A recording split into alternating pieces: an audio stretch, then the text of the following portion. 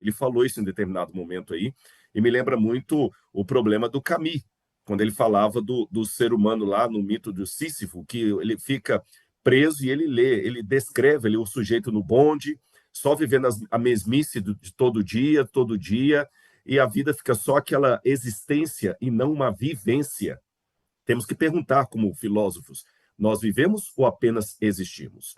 No que diz respeito à filosofia grega, o Burts dizia que nós pensamos como pensamos porque os gregos pensaram como pensaram.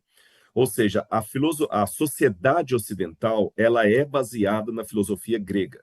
Mesmo as pessoas que estão nos assistindo, que nunca ouviram falar de Penélope, Ulisses ou qualquer dos nomes mencionados pelo professor Clóvis de Barros, mesmo esses têm uma maneira grega de raciocinar. A nossa língua é baseada no grego. Quando eu estudo línguas semíticas, por exemplo, como o hebraico, o aramaico, o acadiano, é interessante que essas línguas sempre começam as frases pelo verbo. Por exemplo, em hebraico, se diz assim, Vayehi devar Adonai, e veio a palavra do Senhor. Em português eu diria, a palavra do Senhor veio. Em hebraico diz, Bereshit bara Elohim, no princípio criou Deus. Em português eu diria, no princípio Deus criou. Por quê? Por causa da nossa herança grega de colocar a ideia antes da ação, a nossa língua começa com o sujeito e depois o verbo. Como eles eram mais práticos, eles colocavam primeiro o verbo, depois o sujeito.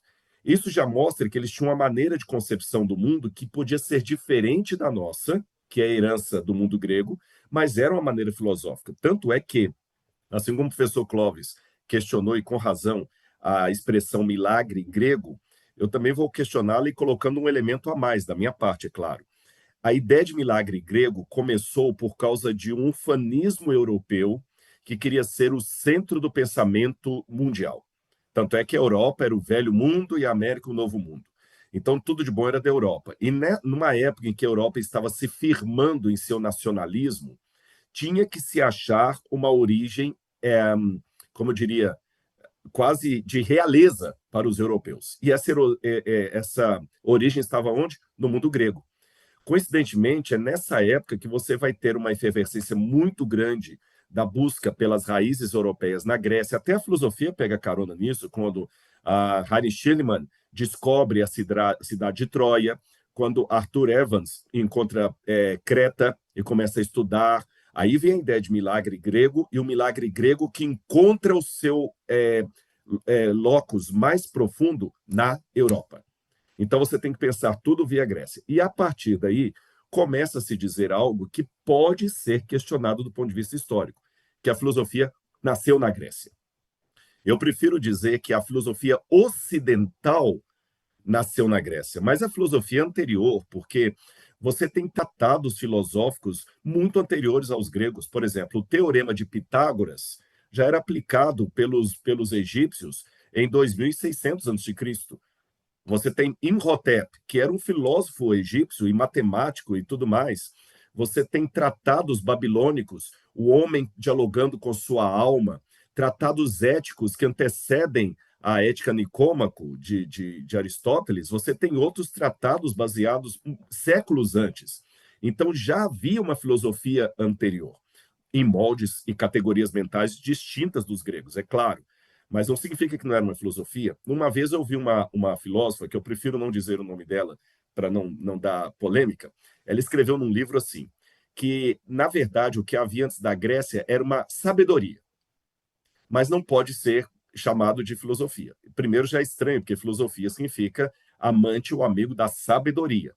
Mas qual a justificativa dessa filósofa a dizer que antes da Grécia havia apenas uma sabedoria que não podia ser classificada como filosofia? Porque antes eles pensavam o mundo de uma maneira religiosa, mas os gregos começaram a pensar o mundo de uma maneira não religiosa. Esta é uma maneira artificial e, para mim, até anacrônica de criar uma ruptura inexistente entre razão e fé, porque, embora Sócrates tenha sido acusado de ateísmo, além de ser um corruptor da juventude, a palavra ateísmo aplicado pelos algozes de Sócrates não é o sentido da palavra ateísmo que eu vou ver na Idade Moderna. O próprio cristianismo também foi acusado de ateísmo por Roma, Então, Paulo também era um ateu. Ateísmo, naquela época, significa a negação aos deuses do Olimpo, ou, na época de Roma, uma negação aos deuses de Roma. Então, se eu nego um tipo específico de medicina, não significa que eu estou rejeitando a medicina como um todo. Eu estou indo contra aquele tipo de medicina. Então, a filosofia, ela se levantou contra uma hegemonia dos deuses e do mito que queria dar contas de explicar a realidade de uma maneira até, permita-me dizer, usando de má fé o elemento do sagrado. Então, por isso que você começa ali, a partir de Tales de Mileto, que ele começa a mostrar para as pessoas que podia se encontrar uma explicação para a físis, para a natureza, para a lógica de todas as coisas, que não fosse apenas aquela voltada nos mitos, nos deuses e na forma hegemônica como os déspotas, né, que eram justamente os reis ali, essa palavra até vem da época de despotismo, vem disso aí, como eles usavam aqueles princípios religiosos para subjugar o povo. Curiosamente, se eu pegar o exemplo de Abraão que você pediu, Vilela, o próprio Abraão também foi uma disruptura. Quando Abraão sai do Oriente Médio e questiona os deuses ali da Suméria e vem para a terra que o Deus de Israel lhe mostrou, a religião abraâmica ela já é uma ruptura com aquela forma de religião sumeriana. Por exemplo, ele agora concebe um novo tipo de religião que não tinha imagens de escultura. Abraão concebe uma religião que, diferente da religião sumeriana, a divindade não é filha do universo, mas é aquela que produz o universo, porque nos mitos sumerianos, os deuses são filhos do universo. O universo, ou ele existe por toda a eternidade, ou ele é autoexistente, depois dele que surgem os deuses. Mesmo a mitologia grega, a teogonia de Hesíodo vai na mesma linha. Zeus, Poseidon, os deuses do Olimpo, Hera, eles são frutos do universo. O universo existia antes deles. A religião abraâmica, não. O Criador antecede. Isso é tremendamente revolucionário. Adorar um Deus sem usar imagens como intermediários, isso é tremendamente filosófico. O que, a partir de Tales de Mileto e chegando em Sócrates, depois Platão e Aristóteles, aconteceu na Grécia em reação ao establishment religioso, aconteceu na Suméria com Abraão em relação ao establishment religioso. O próprio Jesus, quando ele questiona os padrões religiosos do seu tempo, ele também estava indo contra o establishment. E os demais que a gente podia citar aí, como já foi bem colocado pelo professor, entrando em Idade Média afora, depois a época da Reforma Protestante e até atualmente, ou seja, a filosofia, ela me coloca numa situação de descontentamento com aquilo que não pode ser questionado. E para terminar minha resposta, eu encontro na Bíblia diversas passagens que me incentivam a questionar.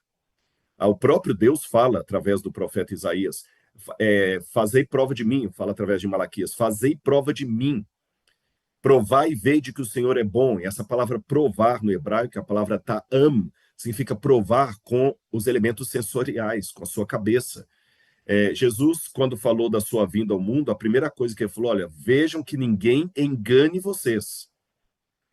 O apóstolo João escreveu numa das suas cartas à igreja, coloquem à prova os espíritos para ver se eles procedem de Deus ou não. Paulo elogiou os bereanos porque quando eles receberam o evangelho, eles foram conferir nos livros se a coisa era daquele jeito mesmo.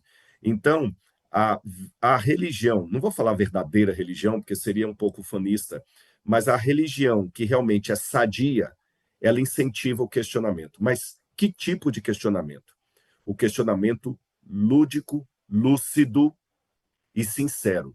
Porque aqui não significa que todos os questionamentos são aplaudíveis.